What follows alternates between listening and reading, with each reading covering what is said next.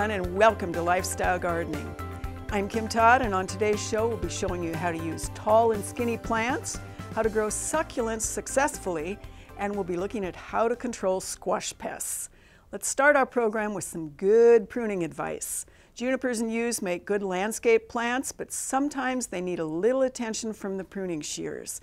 Here's backyard farmer panelist Jeff Culbertson to help us decide where and when to cut.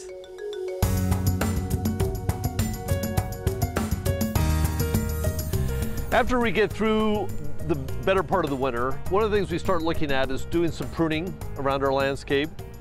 There's a couple things to keep in mind when doing pruning. The first thing is we want to make sure that we don't jump the gun on it. We want to let the worst part of the winter get through before we do much in the way of pruning to our evergreens or deciduous shrubs and trees. As you go through and do some pruning on plants, you create little wounds as you do that work, and that just kind of opens the plant up to desiccation, drying out because of the lower humidity, the wind.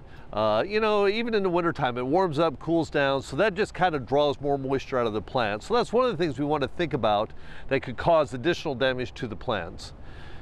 If you're thinking about doing pruning very early, you may stimulate growth, and that's why we want to avoid pruning too early in the fall. We want to make sure that we've gotten through that winter and into the last half of the winter, early part of spring. So normally when we do substantial pruning to plants, we're going to look at doing things end of February, first part of March into April before we have bud break. So once we got to that time of year, one of the things that we want to look at, especially with our evergreens, junipers and yews, let's take those two, and maybe even your boxwood, is making sure that we don't get too ambitious in our pruning.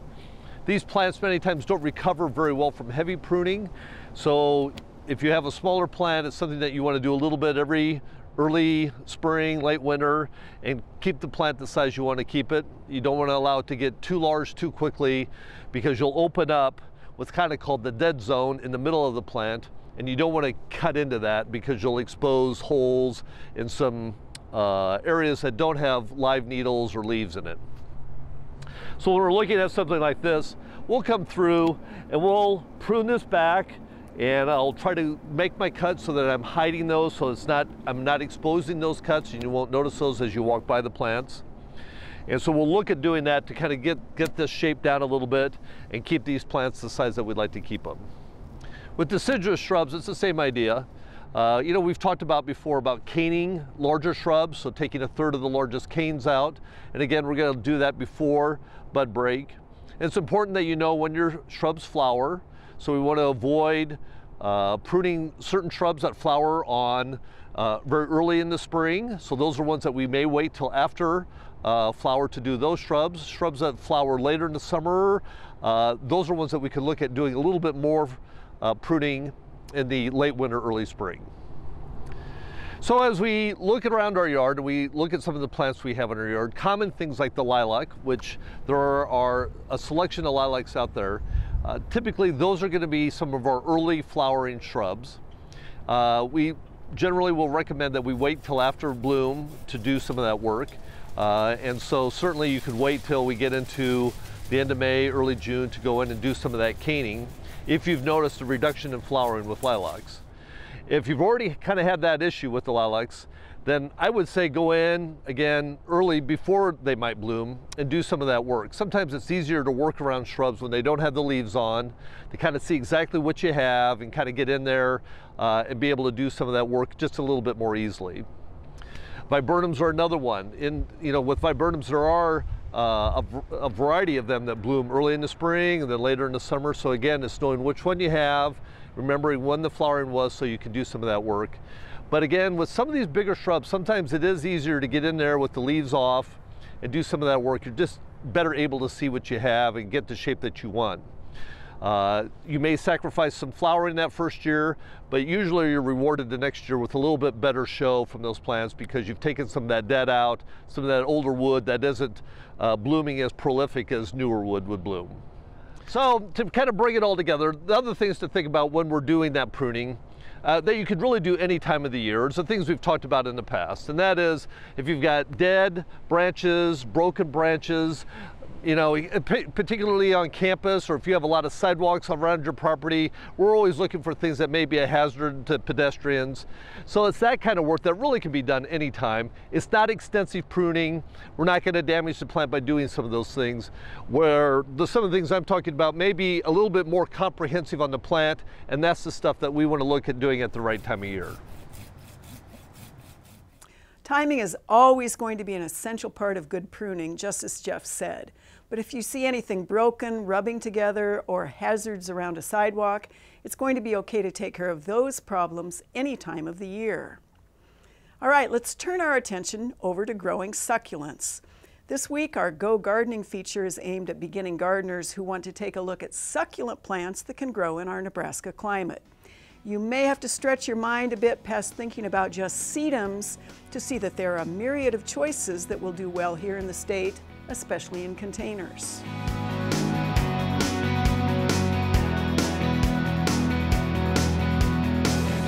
For this Go Gardening segment for our beginning gardeners, we thought we'd talk a little bit about succulents, either in the garden or in containers. They are increasing in popularity, certainly not decreasing, and there's some pretty good reasons for that. They're also not necessarily something that is going to be hard to grow, because they are one of those plants that if you set it and you forget it, you're going to probably have a little bit more success than you do if you really baby them to death. So what we're looking at is a whole bunch of the different succulents in a very large container, and then some of the little bitty ones that you can actually purchase and use either in containers, or you can set them in the soil, in the garden, in the landscape, if it's hot, if it's dry, and more importantly, if it is really, really well drained.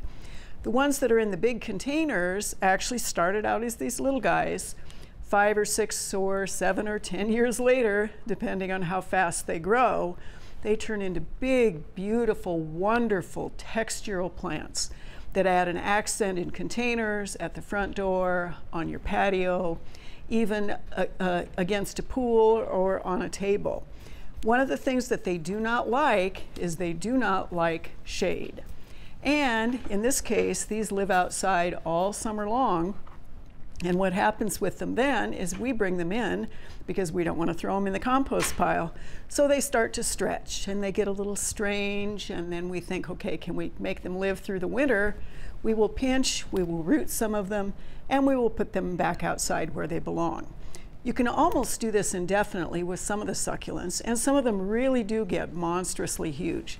People are probably pretty well aware of jade plant as an example.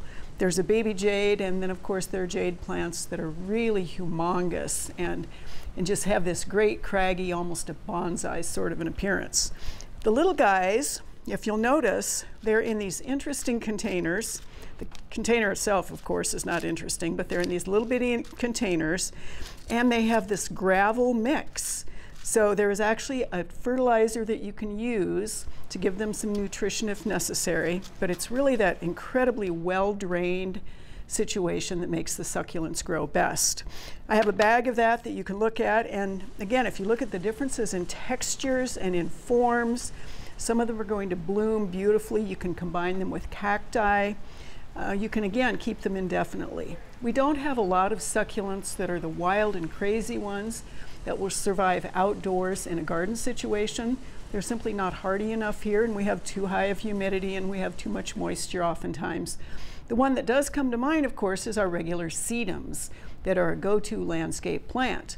And essentially, it's the same sort of thing. It's the same family. It's this succulent foliage that is actually something that does not transpire readily, holds moisture in, almost like the hump on a camel, only instead this is plant material. So you have all sorts of options for succulents in dish gardens, in large containers, mixed in with other annuals or even perennials that really have the same sort of moisture and drainage requirements. Gives you a beautiful textural landscape in your garden. As you can see, there are plenty of options for you to try outside, especially in containers. Check out your local garden center for more ideas and have some fun with these unusual plants. For this week's landscape lesson, we're going to show you some innovative ways to use those tall and skinny plants. Grasses come to mind, but there are other woody options out there that will give you the same sort of structure in the landscape. We'll see a few good ways to put them to good use around your own home.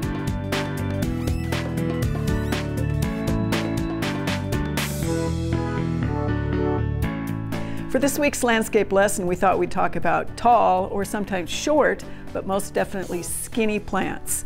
They definitely have a place in some landscapes, especially since so many of our smaller properties now leave us with 2 feet, 3 feet, maybe 5 feet between one residence and another, or between the property line or against a parking lot. So you have many, many choices, including overstory trees. Take, for example, Prairie Sentinel hackberry, which is about as wide as I am, maybe a little bit wider, but has a trunk and gets very, very tall. We have a lot of hybrid oaks that have been deliberately selected, bred, and then grafted to be able to have that tall, thin form. You use them much differently in the landscape than you would a big tree, and that would be they are a fence, a living fence. They are certainly a screen between your neighbor's property and yours, or some competing visual use. They also can definitely be a barrier.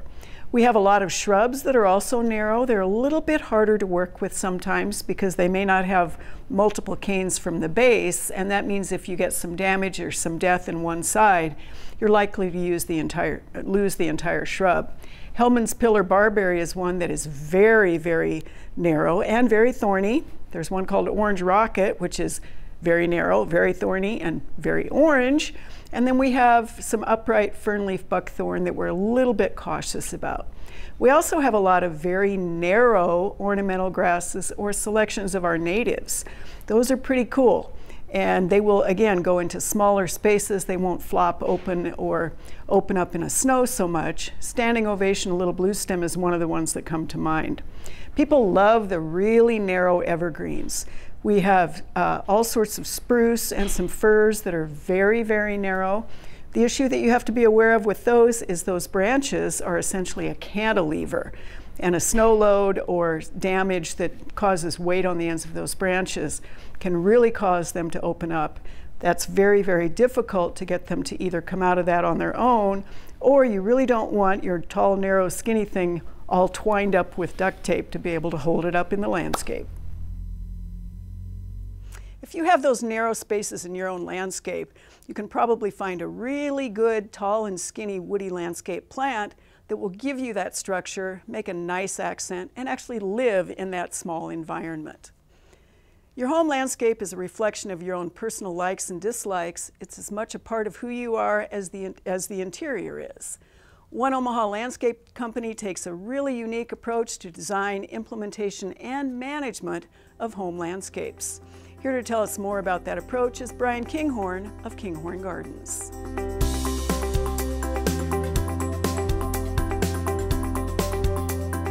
I'm really happy to have Brian Kinghorn with me today to be able to talk about his approach to landscape.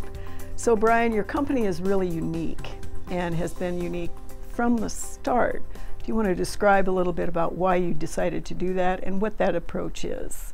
Well, I think we're strong in regards to sense of place and the development of that sense of place to actually mean something and to deliver a quality of life to the people or client or project that we interact with. And so when you sort of take it from that perspective and you draw inspiration from the site and you start to actually create spaces that have meaning and value to either the project, the place, or whatever the programming statement might be, you end up with a result that is purposeful, it's intentional, and it meets environmental needs, it meets maintenance capacity. So there's a lot of added benefits attached to the approach that we try to take. So let's talk a little bit then about perhaps a small typical residential project that you have approached differently. Describe that for our audience.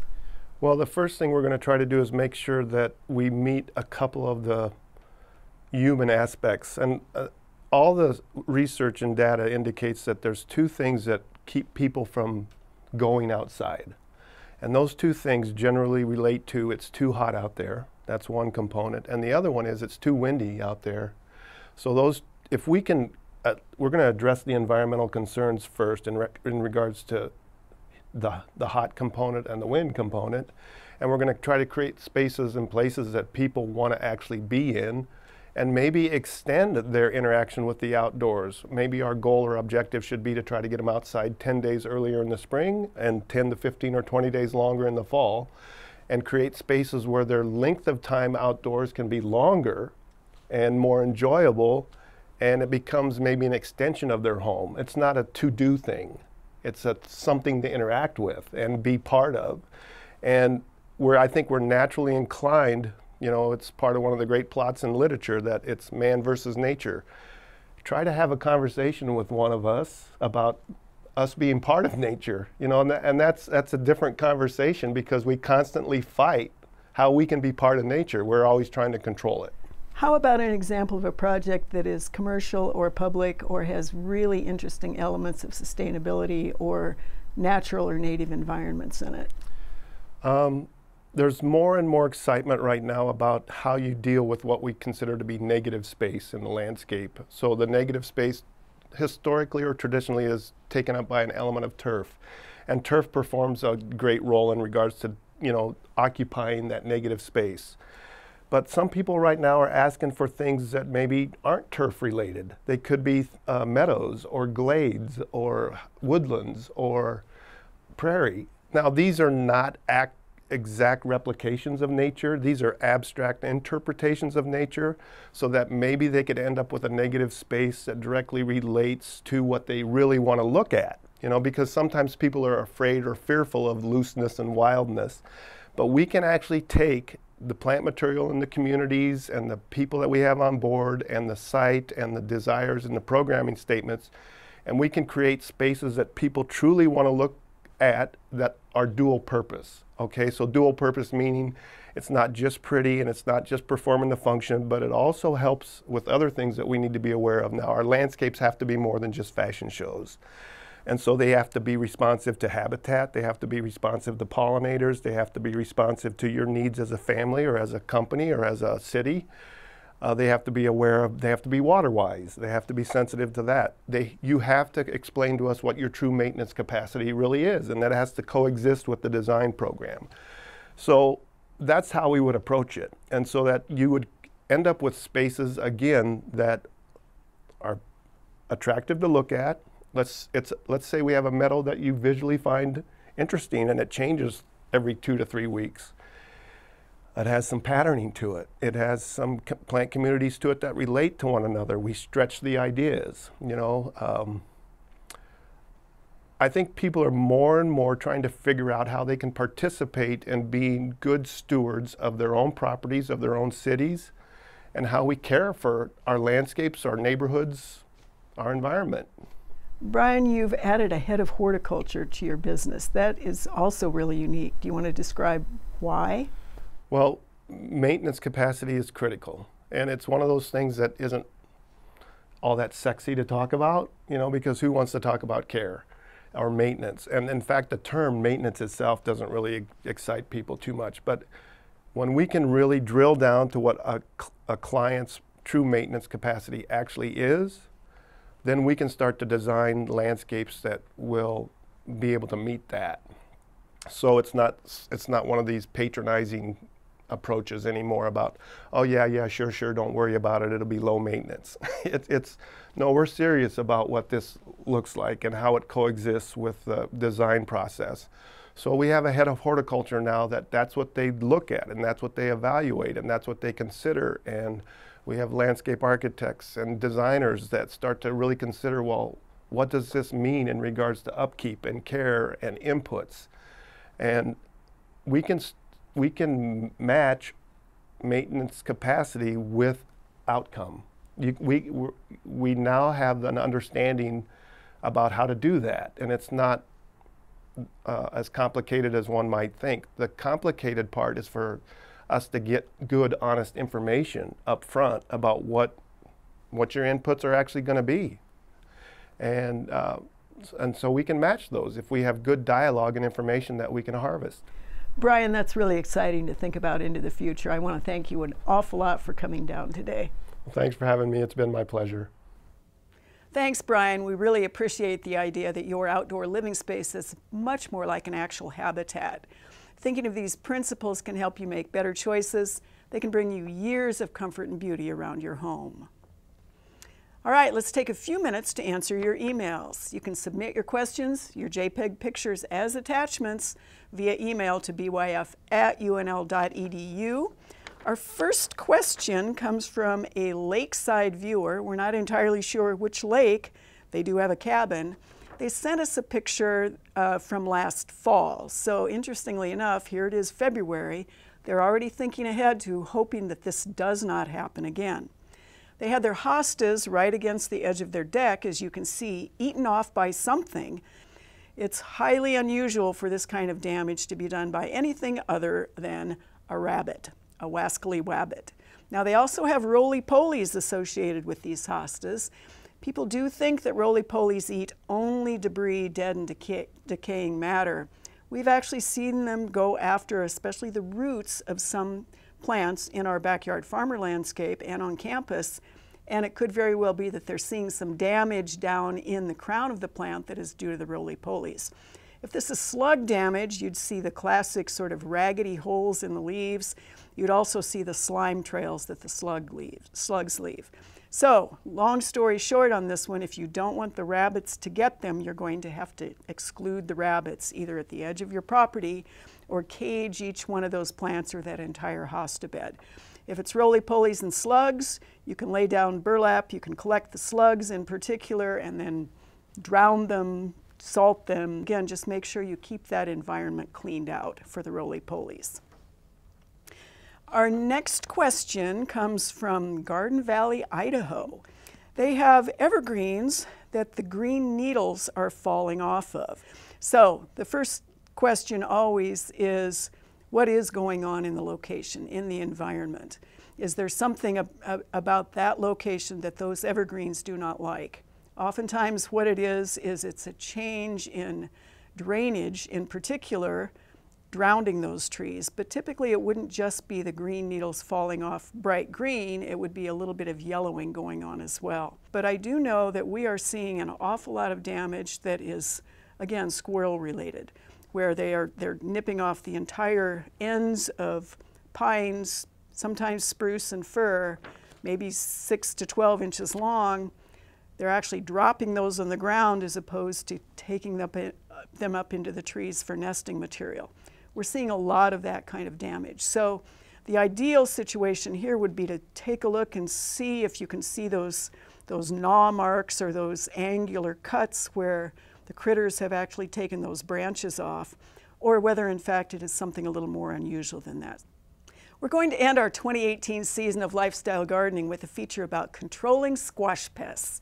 If you grow zucchini, squash, pumpkins, or any other sort of gourd-like plant, you know you're likely going to have to fight off these bugs. Fortunately, we have that dynamic duo of backyard farmer panelists Jonathan Larson and Jody Green to help us keep those bugs away from our produce.